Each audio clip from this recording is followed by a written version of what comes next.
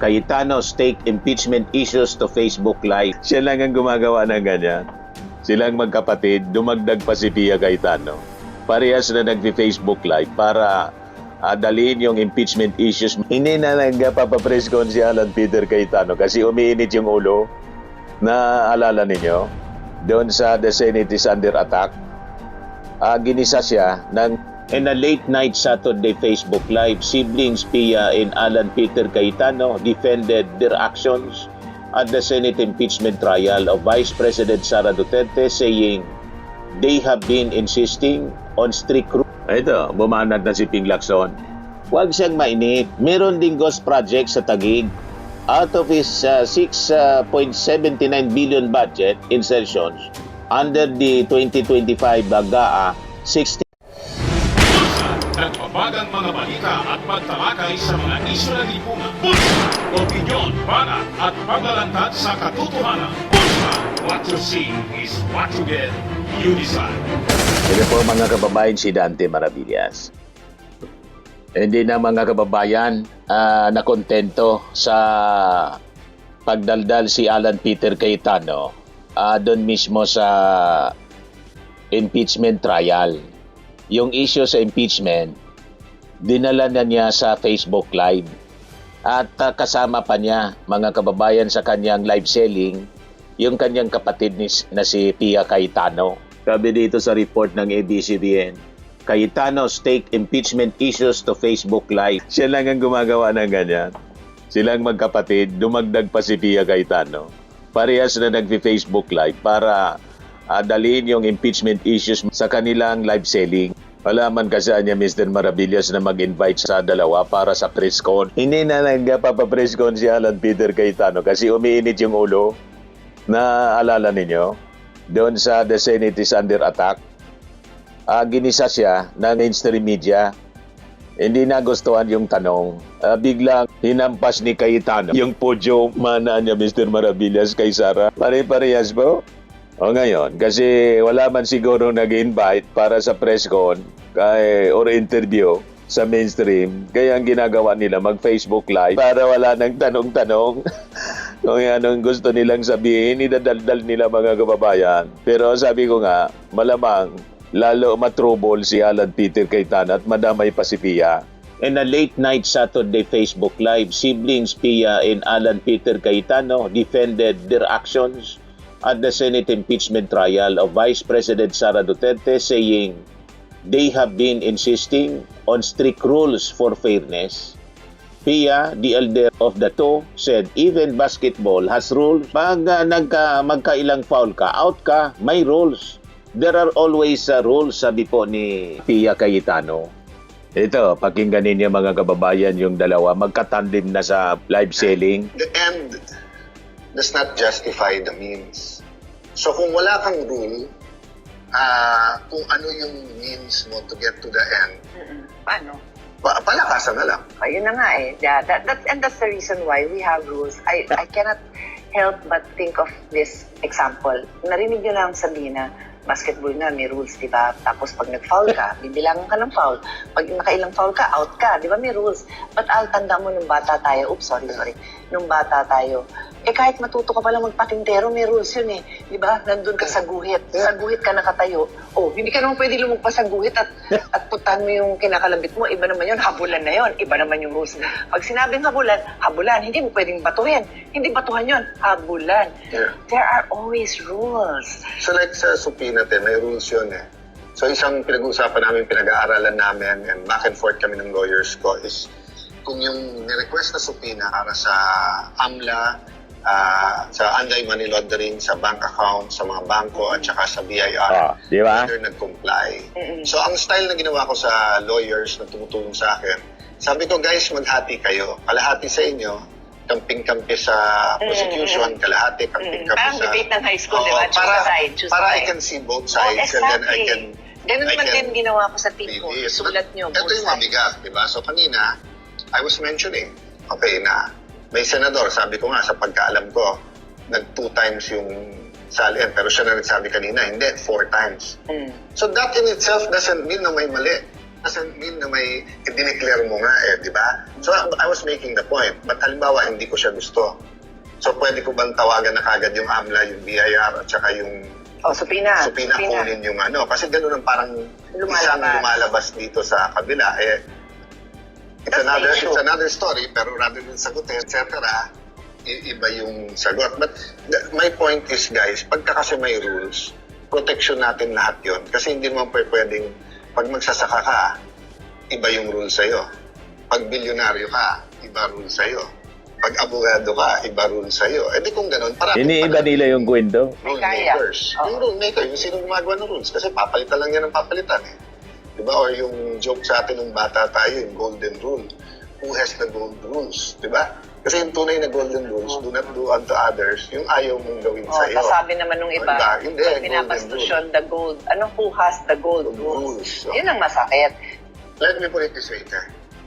So yan mga kababayan, yung Facebook live selling ng dalawa.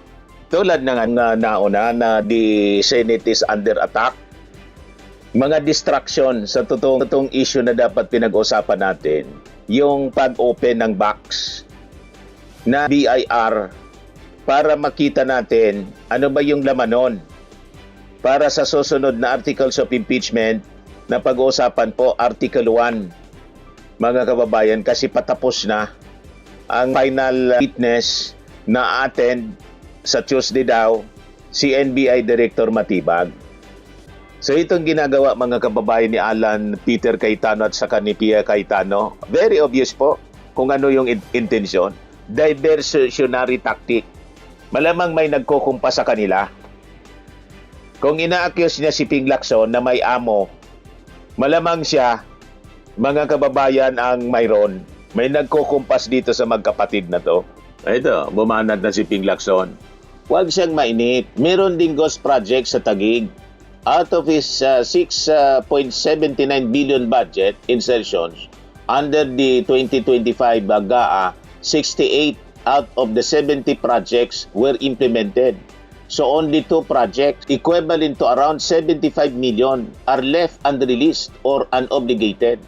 In short, a total of 6.71 billion pesos ang nagastos. While you do the math, we will keep digging, sabi po ni Ping Lacson. Kasi sabi niya, nag-deny na si Alan Peter Cayetano sa kanyang live selling. Walang ghost project sa Taguig at may mapapakita kayo. Kung may maipapakita kayo, mananagot. Pero kung sinundan namin ang GAA, at sinundan namin ang mga pondo ng gobyerno, nandun yung mga project. Dalawa kasi ang ghost, di ba? Ang ghost is project at saka people. Walang ghost sa amin, ghost na ghost project. At kung sasabihin niya ghost ng Kuratong Baliling, wala sa Taguig yun. Patama po kay Ping Lacson.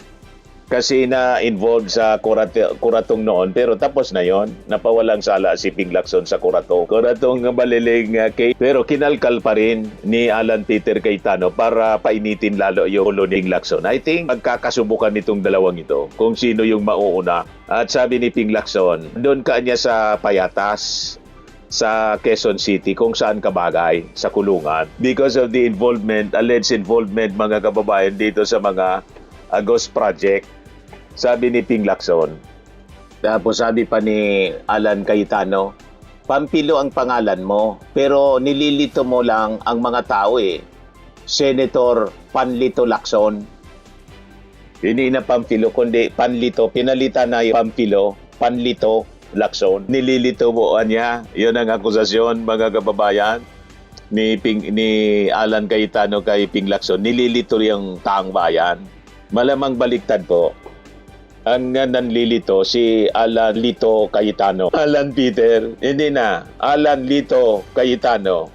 Siya yung number 1 na nililito yung mga tao that the Senate is under attack. Alaman maniwala. Di ba? Mga kababayan, tapos ina-accuse ngayon bata ng ating Pangulong Bongbong. Kung si Erwin Tulfo, bata ni Lacson, sinasabi ngayon ni Cayetano na si Ping Lacson, bata ni President Bongbong. At malamang yun ang basbasa na susunod na Pangulo. May ganun ang insinuation, mga kababayan, si Cayetano. Ito ngayon yung report ng News 5, pinangakuan maging presidente. Tila hindi na raw nakikita ni Senator Ping Lacson ang umano'y mali sa administrasyong Marcos dahil napangakuan na raw ito ng posisyon sa gobyerno ayon kay Senator Alan Peter Cayetano. Giit ni Cayetano sa Facebook Live ngayong linggo, may latest na naman pala, July 19, kabilang daw si Lacson sa mga senador na napangako ang papalit oras na mapatalsik si Vice President Sara Duterte. Ang problema, kung diniretso na lang ang trabaho niya at talagang sinundan niya ang ebidensya, hindi yung amo niya, baka siya pa ang iboto kong president. Yung ibang politiko kasi kapag tingin nila sila ang susunod na presidente o napangakuan sila, biglang nagkakaroon ng blind side. Sa Senate lang, ilan silang umaasa na umaasa na kapag na-impeach si BP Sara, sila ang papalit. Isa na si Senator Lacson doon, sabi ni Alan Peter Cayetano. Talaga mga kababayan na ginugulo ni Alan Peter Cayetano ang impeachment trial. Talagang umabot na sa ganon na insinuation at akusasyon mga kababayan. Ito tingin natin lang ginagawa ni Alan Peter Cayetano para kumampi sa kanilang side. Base mga kababayan sa track record niya ni Ping Lacson, independent po siya. Sa totoo lang, si Ping Lacson po ang pinakang objective. Very independent siya, gumalaw. Di ba po? Minsan nga nakikriticize yung Marcos administration. Kahit party siya, bagong alyansa o alyansa pala, alyansa ng bagong Pilipinas during the election. Siya yung pinaka-fair sa ating mga senador. At siya nga mga kababayan ang pinakang qualified to handle the Blue Ribbon Committee. Sa totoo lang po, wala kang makitang biases mga kababayan kay Ping Lacson sa handle ng investigasyon. Talagang kwan siya po, evidence-based siya.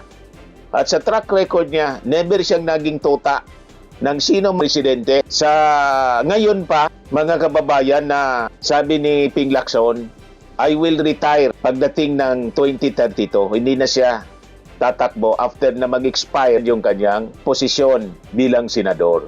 Ina-accuse na ngayon mga kababayan ni Alan Peter Cayetano kasi sinisilip na kasi po yung mga ghost projects at insertion. Ano ba? Yung NBI, yung Caldero. This is sign of desperation. Panic in desperation po ang nakikita natin dito sa magkapatid. Panic mode in desperation.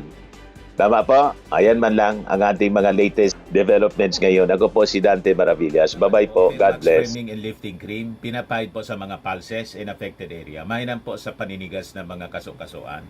Ito naman po, Automax Radiant Serum. Sa mukha naman yung application. Anti-aging po siya. You will look 10 years younger than your age. Sa mga cancer patients naman po, baka lang gusto ninyo itong itry. Neng siya red mixed fruit drink. Hindi mo po siya gamot, food supplement siya. Kaya lang, gawa siya mga kababayan sa goji berry. Yung goji berry may anti-cancer properties. O ngayon, yung mga inquiries ninyo, dumiritso na lang kayo sa aming messenger sa Facebook para masagot namin agad. Ayos pa? Ayos na ayos niya, Mr. Maravilla. Sa mga naghanap po ng malinis and spacious fitness gym, pumunta lang po kayo sa aming Colossal Fitness Gym. May Grab car rental din po kami. But anyway, ito po pala yung aming bagong product na binibenta online. I am worldwide amazing pure organic barley powdered drink mix from Australia. Negosyo to ng aking anak na architect entrepreneur Riz Maravillas. Ayan po. Kontakin na lang po ninyo siya, Riz Maravillas on Facebook. Ang mga health benefits niya, boost immunity, improves digestion, enhance energy levels, pack with antioxidants, prevent cancer. Ito naman po yung bago naming product na binibenta online. Eye Glow Serum, whitening po siya. Tingnan ninyo yung epekto sa aking anak na architect before and now. Yung mga inquiries po ninyo, dumiretso na lang kayo sa kanyang Facebook account, Riz Maravillas.